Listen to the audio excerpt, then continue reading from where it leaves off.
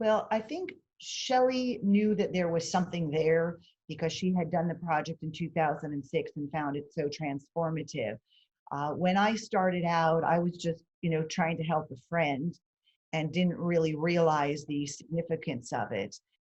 When my daughter had such a powerful time and when Robert became, such an important part of our family life, that really helped me see a more positive path forward.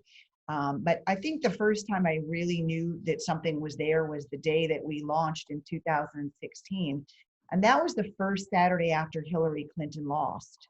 And we were at the Bake House. So we had put, over a year's work into this. And we had been planning to launch this project with our first female president and thought there was going to be such a nice synchronicity there. In fact, our last Bold Beauty planning meeting before the election, I said, guys, I really have to hang up because I have to go to the Hillary victory party. And they said, what do you mean she hasn't won yet? And I'm like, guys, come on, I got to run. Like complete smile on my face, couldn't get there fast enough. And then at around 8 o'clock, 7:30, Shelley starts texting me, you watching? I'm like, yeah, I'm watching. So that was not a good week.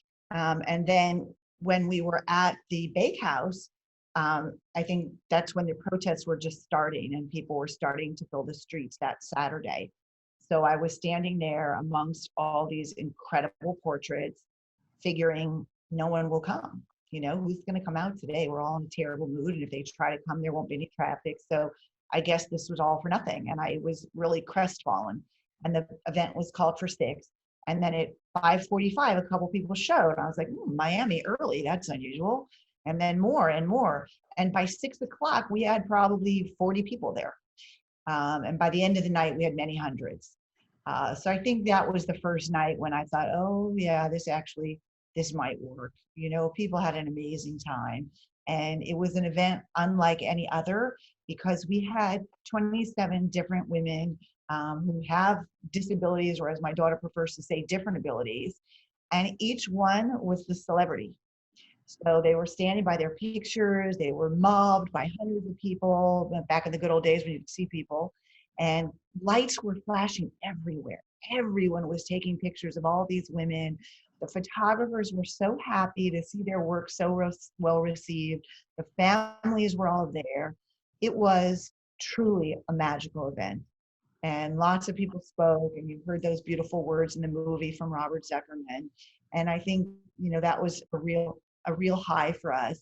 And then, as I mentioned, serendipity stepped in with the Lesters, and we were given lots of other platforms to keep our work out there. And so those same 27 images were shown many, many times over the next several years. And the smaller events were very different because what would happen is we would have a booth. Each photo would be displayed alongside a biography of the woman. So we would stand at this booth for days on end, and different people would kind of walk in, and different portraits and different stories would catch their eye. And as a psychiatrist, it was so fascinating to see people's reactions.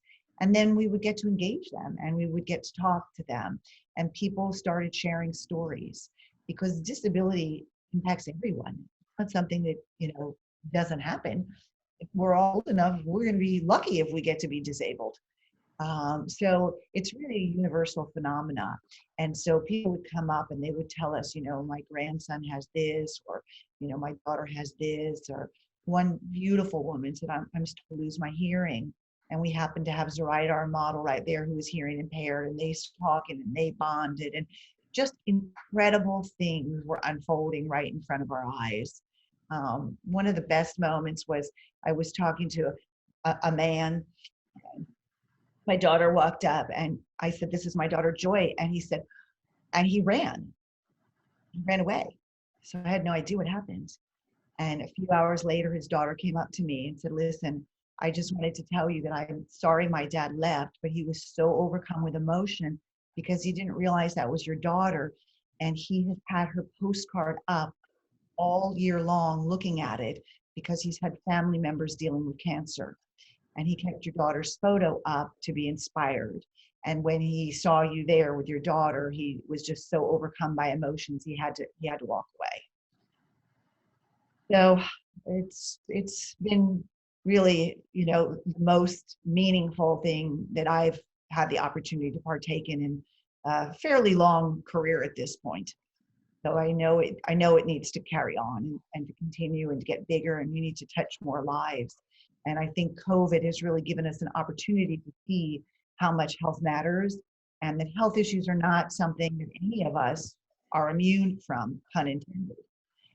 They can strike all of us at any time. And we as a society have to learn how to take care of people that are differently abled, embrace them.